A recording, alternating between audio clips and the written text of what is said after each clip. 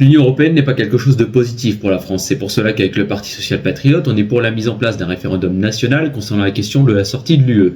L'Union européenne nous oblige chaque année à accueillir un certain quota d'immigrés, ce qui veut dire que la France n'est pas maîtresse d'elle-même concernant la question de l'immigration.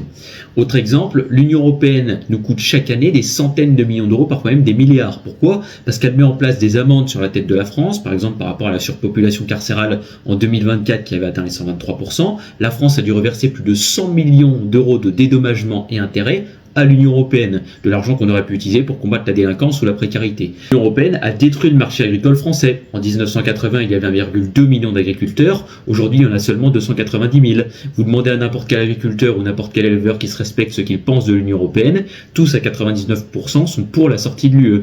Et l'Union européenne n'est pas quelque chose de positif pour les lois françaises. Je le rappelle, par exemple, l'Union européenne nous empêche de remettre en place la peine de mort. Si jamais on le faisait, on serait obligé de payer des centaines de millions d'euros, donc de l'argent que nous n'avons pas. Donc ce qu'on propose, nous, avec le Parti social-patriote, c'est un référendum concernant la question de la sortie de l'Union européenne. J'estime qu'aujourd'hui, on doit laisser place à la démocratie, c'est au peuple français de choisir et pas une bande de politiciens bourgeois et cervelés payés 10 000 euros par mois avec nos impôts.